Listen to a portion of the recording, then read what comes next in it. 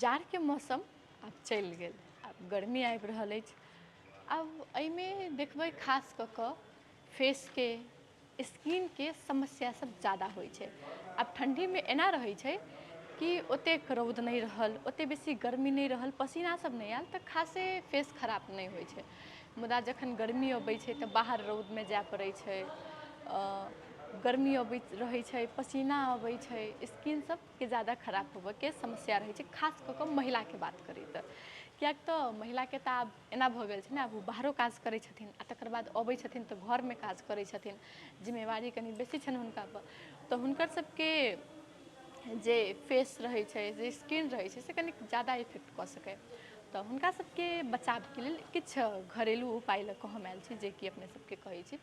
जखन अपना सब बाहर निकलै छी तऽ एकटा सन क्रीम होइ छै से तऽ लगाबैके चाही। ओ अपना स्किन हिसाबसँ हमर स्किनपर कतेक ज़्यादा सूट करत, कतेक ज़्यादा ml के क्रीम सूट करत, ओहि हिसाबसँ लगाबऽके चाही। अपन स्किन टोन चेक करा कऽ तकर बाद लिअ।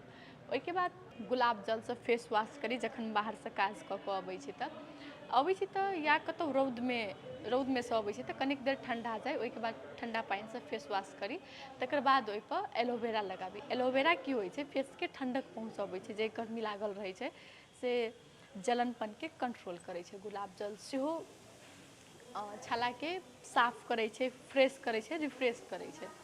ओहिके बाद 11 बजेसँ लऽ कऽ 3 बजेके रौदमे नहि जाइ, तखनके रौद बहुत बेसी सक्रिय होइ छै, जे सीधे छालापर इफेक्ट करै छै।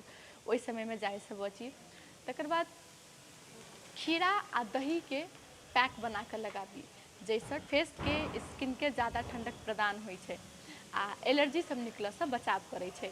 आ कपड़ामे सिंपल आ हल्का रङ्गके कॉटनके कपड़ा लगाबी, किएक तऽ बेसी मोट कपड़ा लगेलासँ जलन भऽ सकैए, बेसी गर्मी पसीना आबि सकैए। मुदा कॉटन कपड़ा लगेबै सूतीके तऽ ओ कनि ज़्यादा नीक रहै छै आ पसीना सेहो सोखै छै।